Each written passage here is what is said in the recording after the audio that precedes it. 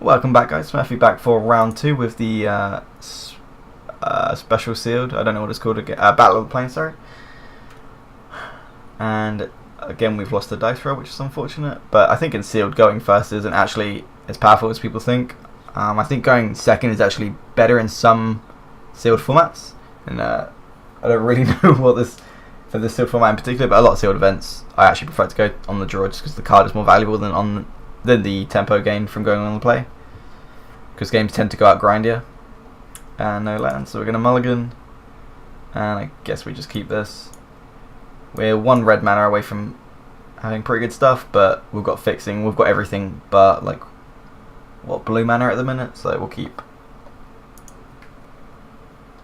We don't have the second green yet, so I'm just going to put that on the bottom. I think we can wait, oh, they chose for us to go on the play, okay. So they agree with what I said about going the draw is actually better.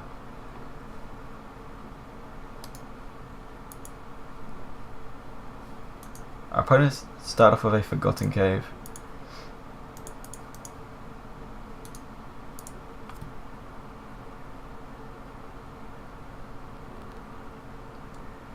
It actually might have been correct to keep that mana dock, because if once we drew the second green, then it'd give us access to double red. But I don't think that's a good enough reason to keep. Maybe it was.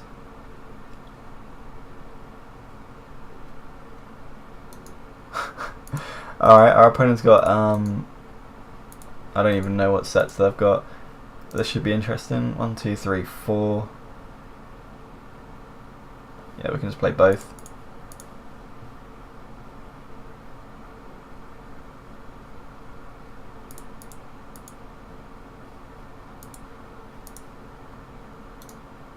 And we'll just pass the time back. 1, 2, 3, 4, 5, 6. So we've got access to 6 mana.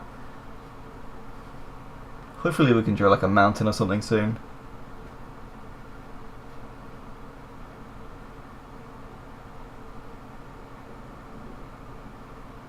Sacrifice a goblin, target creature you control gets +1/+1 until end of turn. Sure. This has got defender, so they can't attack us anyway. Drew forest. So unfortunately we can't even activate the key rune here. We just can't do anything here, so we're just going to pass the turn back.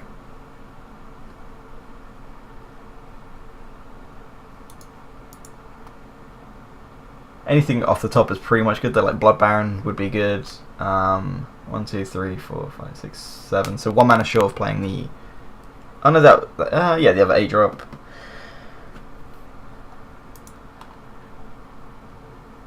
Luckily, our opponent is not got an aggressive deck, so we should be fine. If they're playing a 2 mana 0/5 defender, then it's probably not an aggressive deck.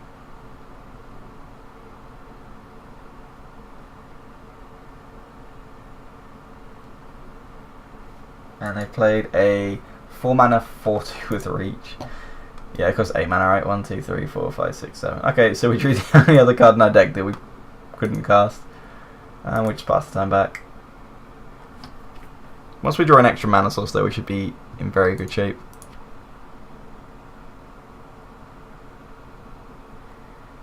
I'm gonna take 5 here.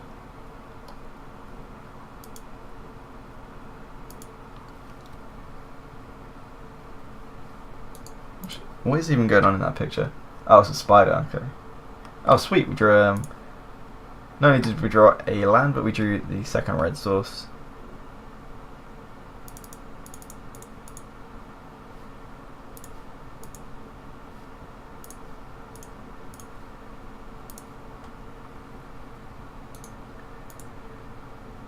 Hopefully our opponent doesn't have a counter spell here, but I think would rather the.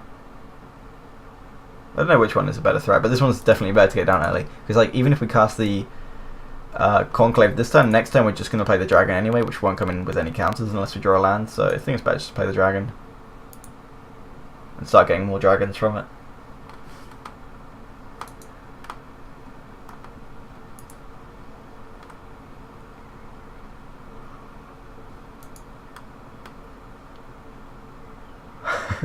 When in this battlefield, return target sliver to its owner's hand.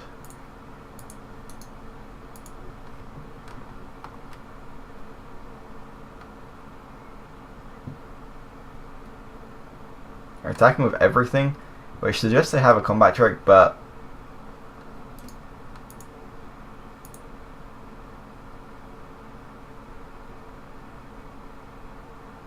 I think I'd rather just block here and not risk them having, like, they only need an extra 2 power here, whereas this way they need a lot more. And also I just don't like having to deal with this creature. What's this until attacker? Oh wow, okay.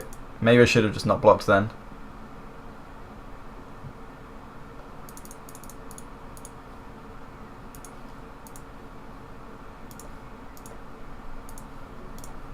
It's fine, we'll just play another ridiculously powerful card and pass the turn back. So yeah, I should have just not blocked.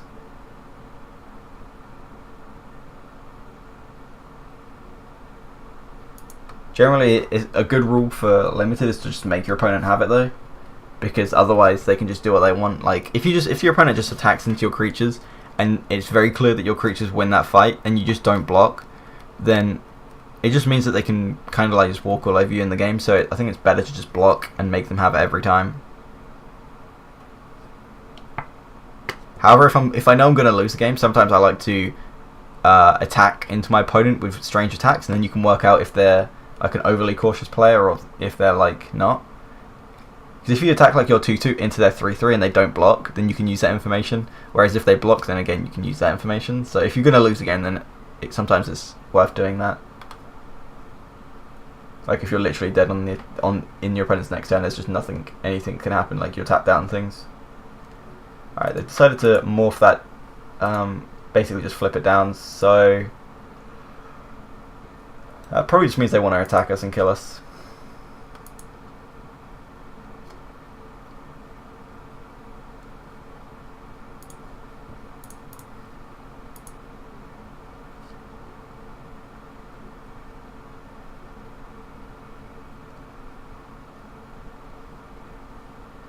See if your opponent has anything this time.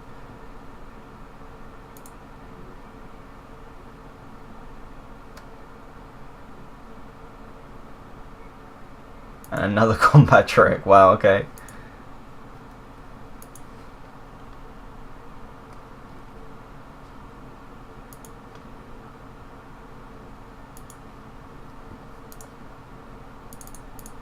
So let's just get rid of this creature.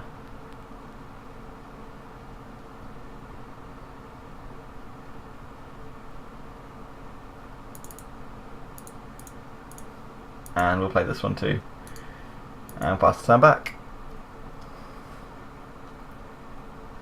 Can't believe our opponent has managed to get... Oh wow, what's this?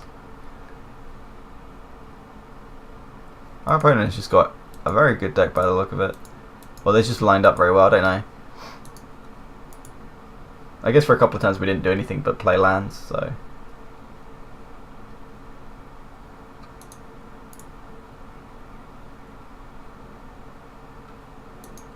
Fire, sure. Our opponent's deck is just blue-red combat tricks at this point, so what do we want to change? Don't hate bringing in Pyrotechnics again and taking out the Judgment just because they are much lower to the ground deck.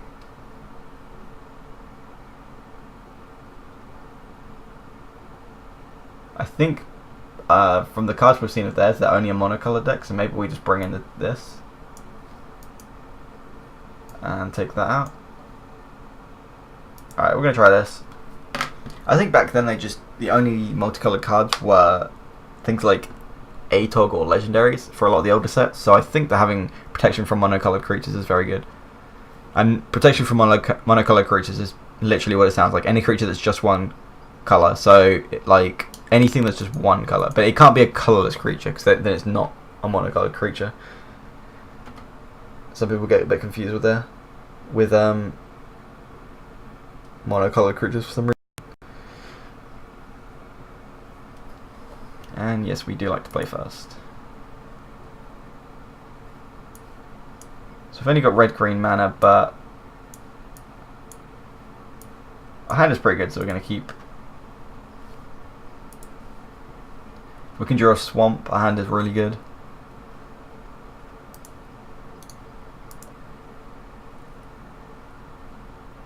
And I should have chosen to go on the draw actually.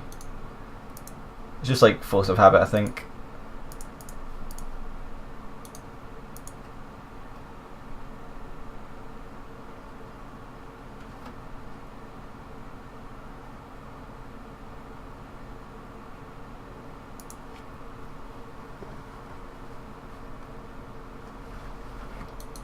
Opponent's got nothing? Okay, sure.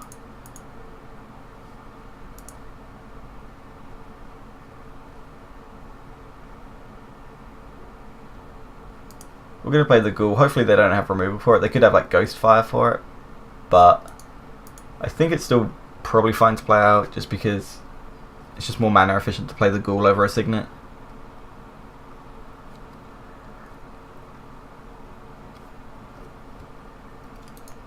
A 2-mana 1/1 flying protection from green. Sure.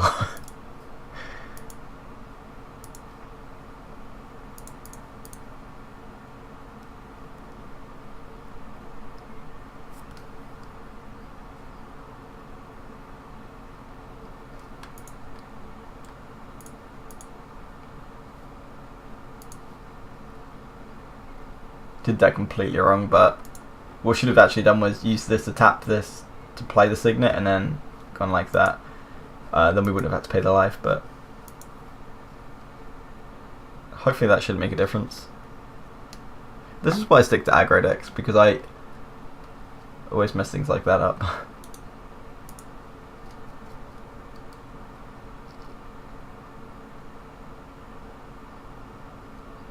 I'm not saying aggro decks are easier to play, but you have to pay attention to different things.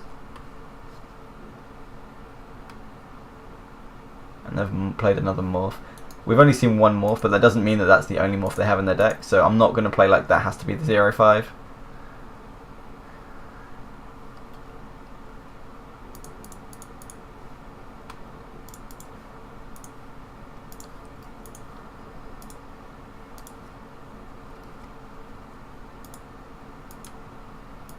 And we just pass the turn back.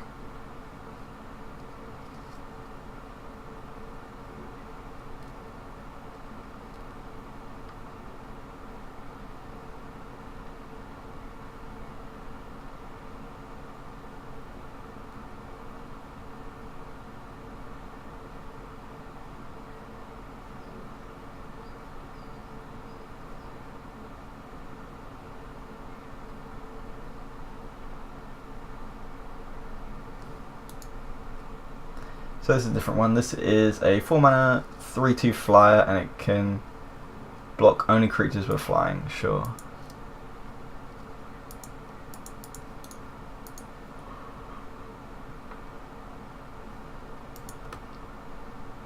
And our opponent's going to choose to keep this back because that's protection from the worm, so they can just block it.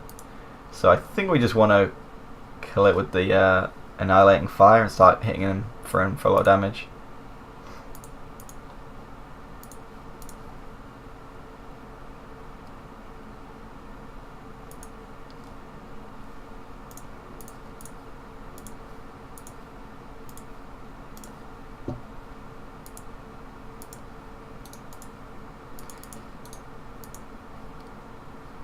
Yeah, our creature is just so much bigger than anything we've seen in their deck. Hopefully they just can't race it, but and they just conceded. Okay, sure.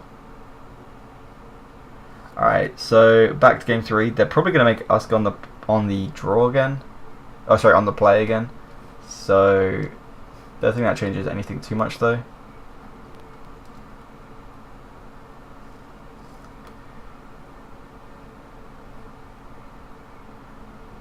I think their deck just it hasn't got very big threats in their deck, so I don't mind just changing our deck so it's got a lot more bigger creatures in. Like, I don't think this is as good as just say one of these creatures, so I'm just going to bring in the larger one.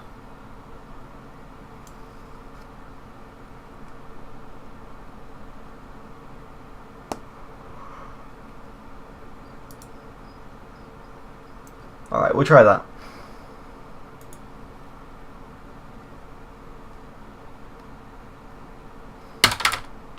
This hand is fine, so we'll keep.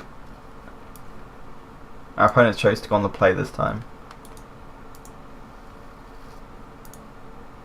play the Guildgate and pass. So if we can draw another land, then we can get the Cluestone, and then from the Cluestone we can then play the Oracle.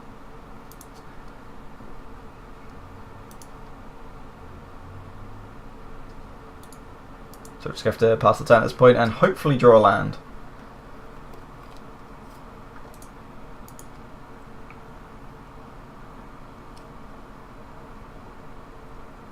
Luckily our opponent's just played a 1-1, so it's not really a clock, or not a scary one at least. And a 2-mana 2/2 with flanking. Well, it's got Blood Dust one, but it's got flanking. So flanking is whenever it's blocked by a creature. So say this is a 2/2 and I block with a 2/2, my 2/2 will get -4/-1. And then every creature that blocks it basically gets -4/-1. So if you block with 2 creatures, then it just becomes very inefficient, because your creatures get -4/-1 each.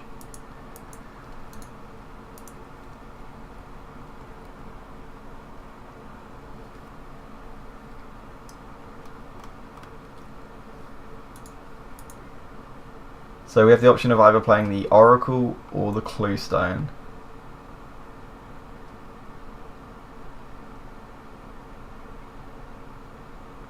I think we need to hit our land drops so badly that it might just be better to play the Oracle and try and hit a land.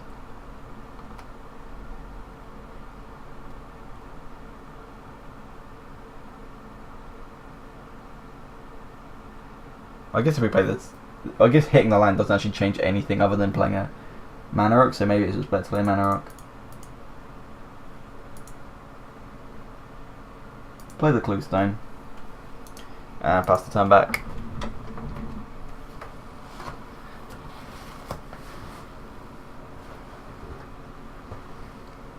So if we can draw a land next turn, if we can draw a Black Source, then we can play the Blood Baron, which will really help with this race. We're already taking 3 each turn though, so it's not terrible. And our opponent looks like they're also struggling with lands. So if we draw a Swamp, we might just Wrecking Ball one of their lands.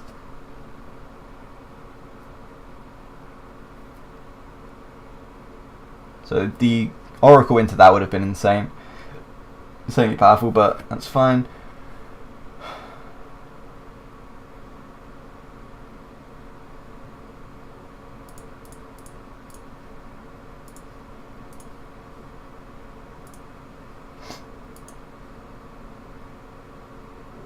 We can play this guy because this guy plus the dual land is just going to ramp us up to like insane amounts of mana next turn.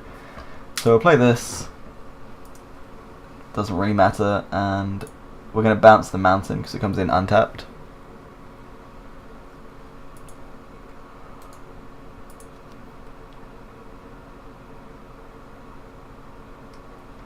So next time we'll have 2, 3, 4, 5, 6, 7, 8. 8 mana, which means that we can just go like Wrecking Ball plus Oracle or whatever we want to do. We could just play the Worm actually. I think we want to use Wrecking Ball though.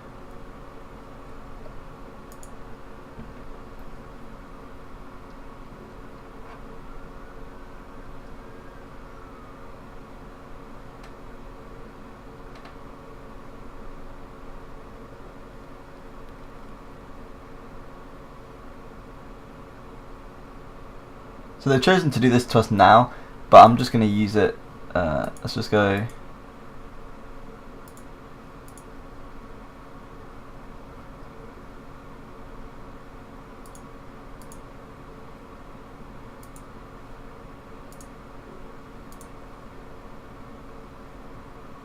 I think we want to go on red because the easiest way we're going to lose is if we just get like Pump Spelled out. So I'm just going to go for the red mana.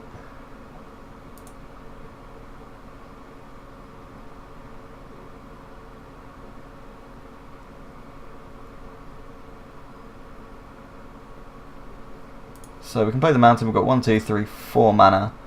I think we want to go Oracle and Izzet Charm. So we don't have the mana to do that though, unfortunately.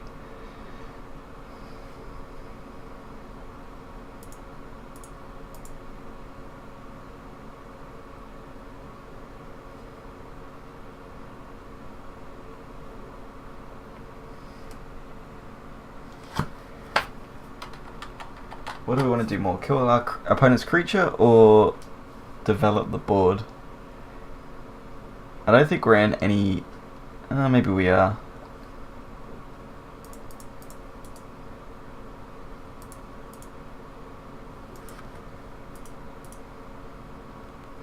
Let's play the Cold Light Oracle here.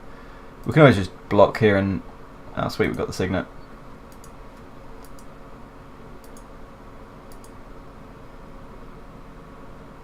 Yeah, we're just gonna probably just block the 2/2 here just to not die.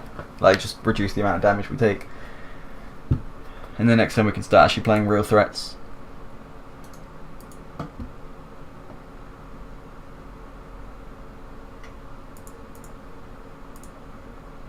It dies because of flanking, but we don't take the 3, which is more important.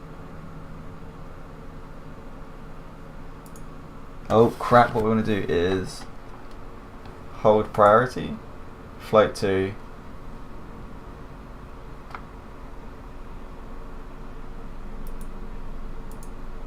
then untap it,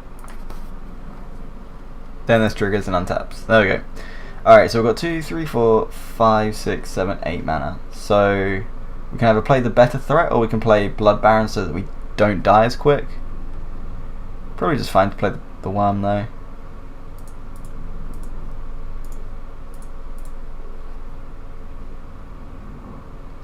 Wait.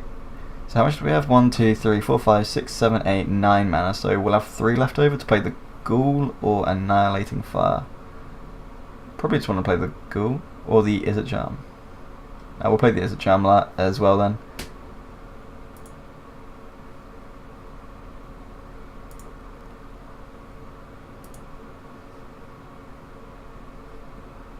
Actually, we had this as well, so we have 5 mana left over. We can just...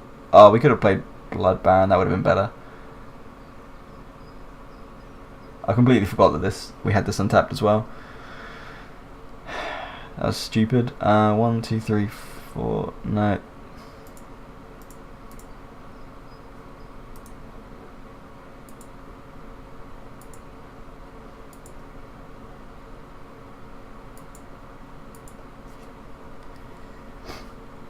So if our opponent has a land and they can go... Oh, they've already used their sheep card, I don't know what it's called. Overnize. If they attack, we're just going to block, obviously.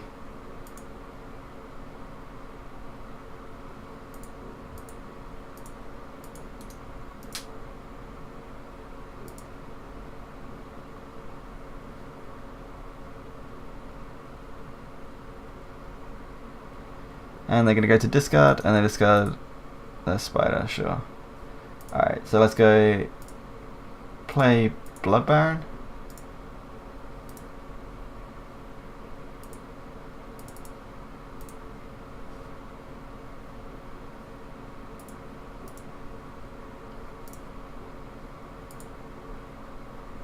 And they're just going to concede. Okay, sure. Our opponent got land screwed, which sucks, but game 2 we kind of got land screwed as well, so I don't know how that works, but like, it does suck that both of us got land screwed, but they got a little bit worse than us.